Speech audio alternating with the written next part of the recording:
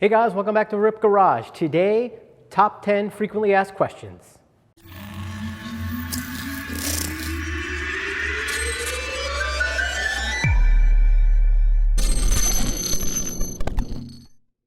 Hey guys, thanks for stopping by.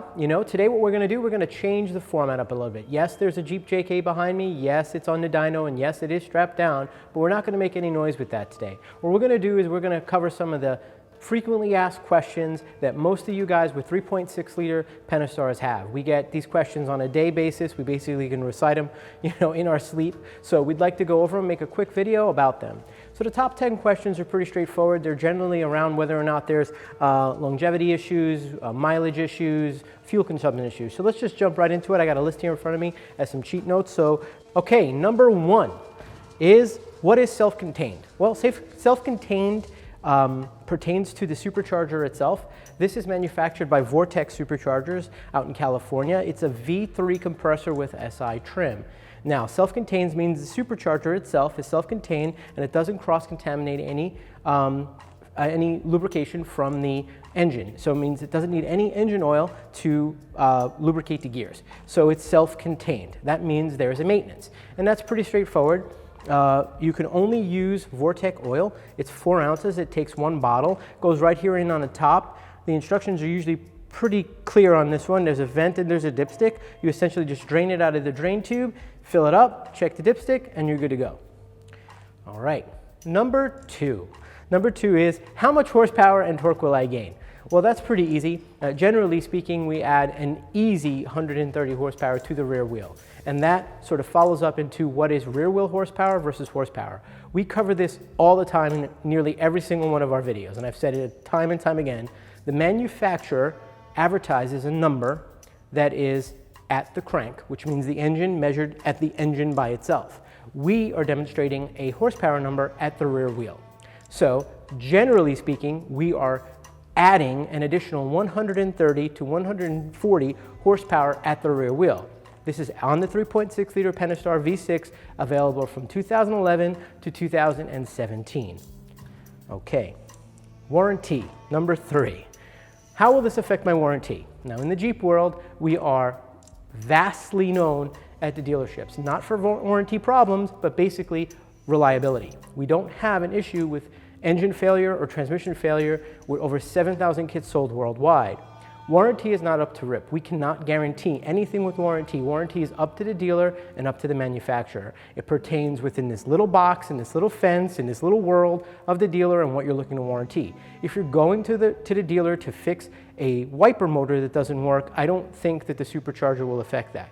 So you're going to have to take that up with your service writer and the manager there. Skipping right past. Number 4, can I install a RIPP Supercharger on a higher mileage engine? Well, essentially, whenever you're looking at any power adder, and it doesn't really matter what it is, a cold air system or an exhaust system, headers, or naturally a supercharger like ours, you're going to want to know the integrity of the vehicle first.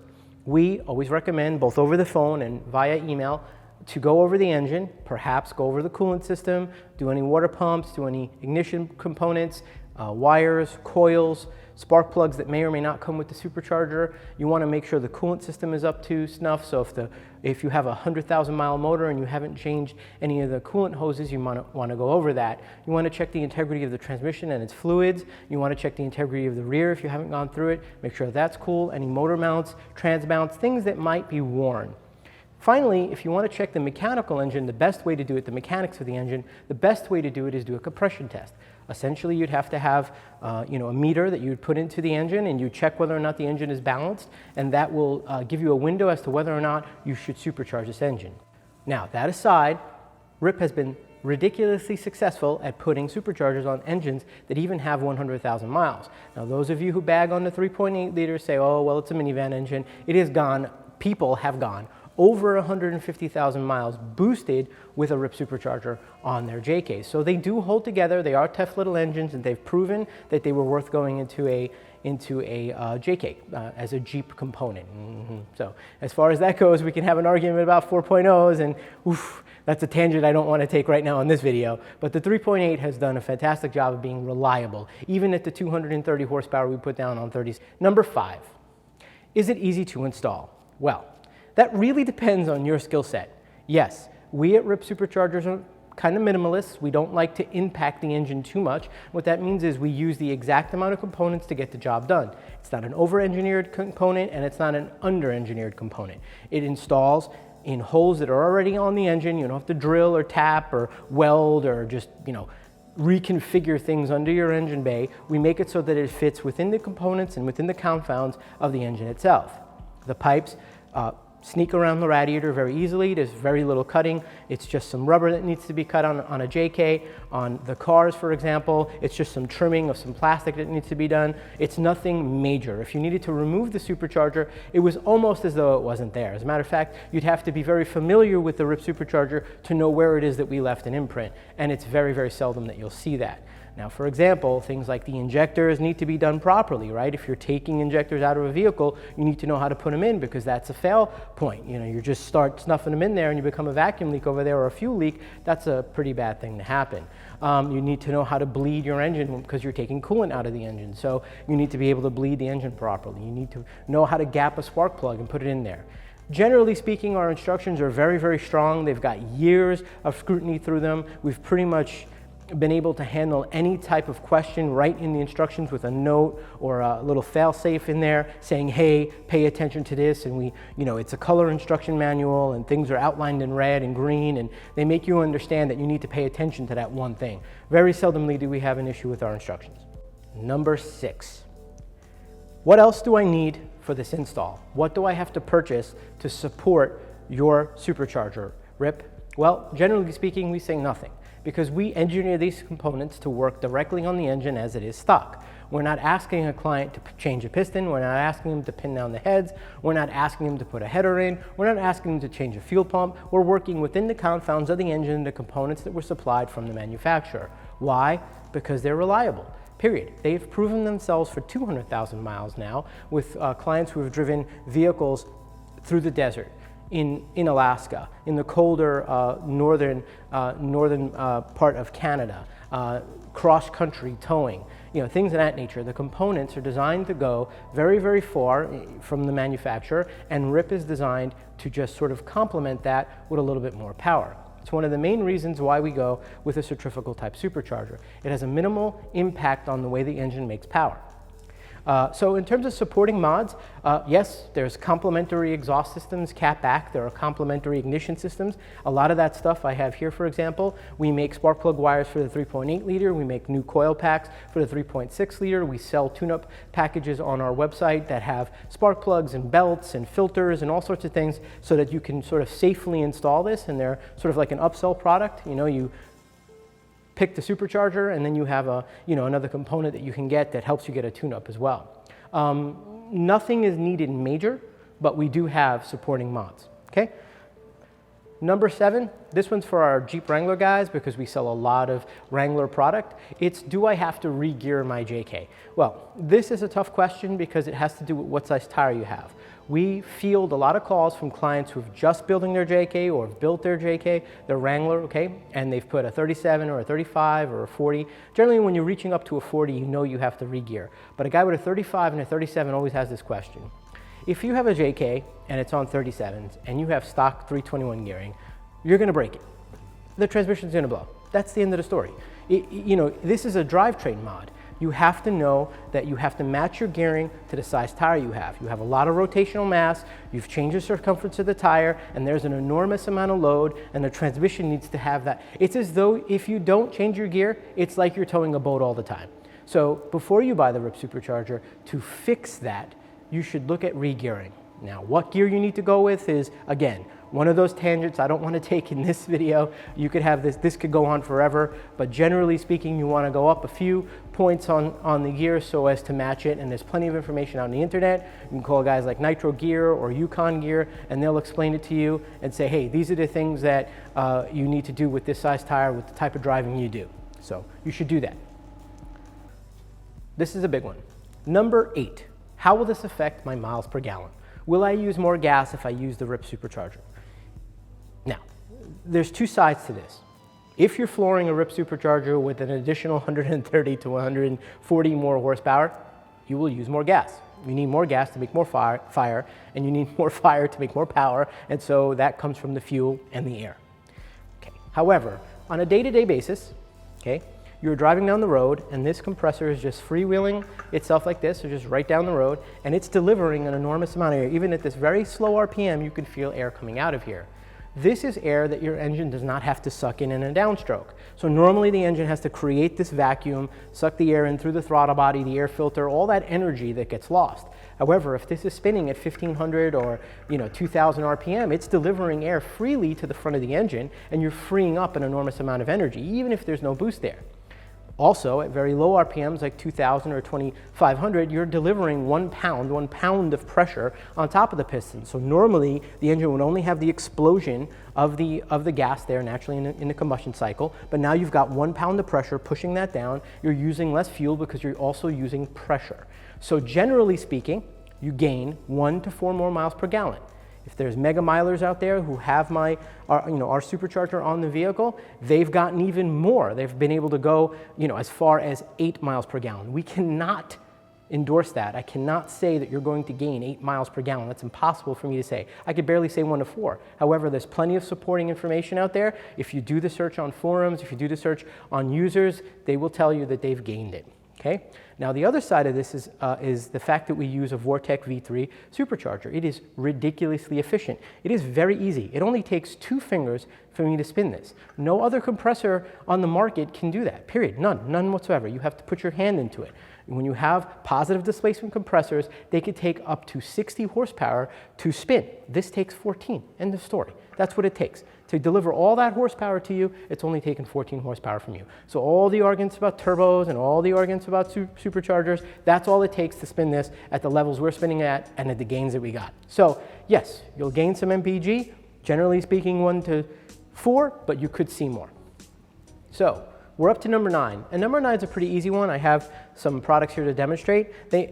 Clients always ask, what is the difference between the high altitude pulley or the elevation pulley versus the standard pulley? And here is the difference. So, okay, you can see here naturally there's a size difference. What does this do? Well, it's just like sort of a bicycle, right? On a bicycle you have 2 ratios. You have the front crank and you have the gears in the back, right? So that gear set basically, as you change it, changes the amount of energy you need in the front at the crank versus how fast the wheel spins in the back. So when you change the standard pulley, which is larger, and you put in a smaller pulley on the supercharger, the crank will spin the impeller faster. We have preset and predetermined where the boost should go because centrifugal superchargers essentially run on a nominal plane. Right? So they start at 0 and they end up at 10, 15, 20. Whatever you want them to fit at whatever you want them to run at based on the speed of the impeller and the engine's ability to move air. And there's other factors in there, but that's basically it. It runs on a very straight plane, which makes them very easy to tune, very easy to drive, and very easy to sort of live with, okay? Because you know exactly where your boost is all the time. If you've had a boost gauge in the vehicle, you know that at 2000 RPMs you have 2 pounds of boost, and as you just go up through the RPMs, it's exponential, and you can always rely on it, which means if you have a 6-speed car, for example, you could just downshift or go out of 6th and shoot right into 4th, and you immediately have 11 pounds of boost. There is no lag, 0, end of story. It's going to pull all the way to whatever your peak horsepower is set at and whatever your peak boost is set at, and it'll never exceed it. You don't have to worry about wastegates, you don't have to worry about over boosting, you don't have to worry about under the curve or over the curve. It's linear, period. That's why I personally love it, and that's why we love it, and actually, the industry has spoken, and it's really well applauded out there as well. Okay, so essentially at your high elevation, about 1,000 foot elevation up, you should really be looking at a high altitude pulley or the alt pulley that's available on our website, and it does require a belt change as well, which then follows up into the next question. The next question is, do I have to take the altitude pulley off if I go back down to sea level? And the answer to that is no.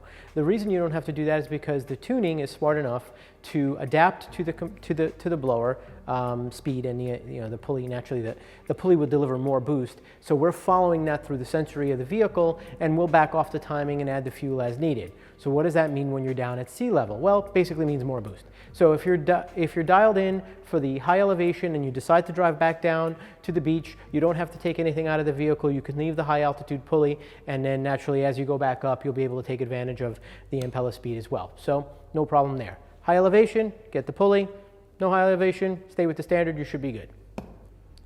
Number 10, Charger, Challenger, and 300C guys. Thank you. You guys have been awesome. You're totally engaged. You asked some of the greatest questions out there. We do thoroughly appreciate the fact that you guys are so engaged with our product. Now, as you know, you've been very patient with us for the 2 years before we launched this product, and we've been working on it very hard. And we gave you the fill-in as to what we were doing in terms of horsepower and why it was holding us up, but now it's out there, and guys are just banging out numbers. So number 10 is for Charger, Challenger, and 300C guys. How fast will my vehicle be?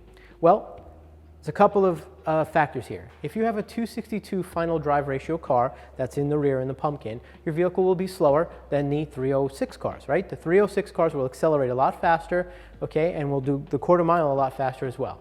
Exactly how fast? 4.40 to 60 and a 12.4 quarter mile. Now, we've got plenty of independent tests of that happening on camera. Just look it up, RIPP Supercharger charger at the track, and you'll see plenty of vehicles that have gone to the track and backed that number up. And as a matter of fact, it's where we're getting the number. We didn't physically go to the track and, you know, say, hey, here's our slip, things like that. We had clients go out there and do that, which is the best way to do it. That word of mouth kind of information is better than us doing it for you. So your vehicle will go 4.40 to 60 and a mid 12 quarter mile. You know, naturally there's track variance there. If it's 110 degrees outside and you're at, you know, in Arizona, it's not going to go that fast because you have to take into the conditions you're running in. But, you know, on a good track day and you got some good air going into the engine and all the cars are going fast, you're going to go right there with them. And that backs up our number as to saying we are making Hemi power in your V6, and now you're going Hemi speed on your V6 as well. There are also a couple of, you know, videos online in Mexico of guys going about 160 miles an hour on the highway. Not that I did that, but that's out there. So there is a top speed that you can get to as well. We would not say for you to do that, but it can be done. Number 10. Bonus question. Number 11. So as you know, we have a thing that we've been advertising for the Jeep JK guys from 2012 to 2017, which is the RIPP XL. The RIPP XL, extra large, basically pertains to a new piping system and a new intercooler. A lot of people want to know what the RIPP XL is. Well, I mean, in short, I'll just show you. I've got a little demo here, okay? The reason why we call it the RIPP XL is right here. Okay, this is the RIPP XL. You can see here, it's quite a bit larger than the standard intercooler. And what this does for this supercharger is deliver exponentially more air to the engine. And what we were talking about before in some of the other question is the more efficient you can make this, the more power you'll put down. That being said, this will deliver 44% more air to the engine, which means you'll make that much more power. Now, we have demonstrated this a couple of times in testing. We've had it out for 2 years, and before we put any horsepower numbers on, we wanted to get a good average on what we can find. Now, we're going to have some follow-up videos on this, but you know, the industry again has resonated, and clients have been purchasing this up, and there are over 400 of these new RIPP XL units out there, which means people are buying them up because they do like them. If you have a big JK on a 40 or a 43, like Ironhide's on a, you know, a big 43-inch tire, some pretty heavy artillery. It's on, you know, 1 tons now. You know, it's got bullet liner everywhere. It's got armor from Genrite. All that stuff weighs down. If you have that kind of stuff, you need a little bit more power. Now, you know, we have this question sent to us all the time. Do I need a V8 if I have all those components? No, you don't need a V8 if you have all those components. RIPP has proven time and time again that we can make an enormous amount of horsepower with these 3.6 reliably, Pentastars, right, very reliably.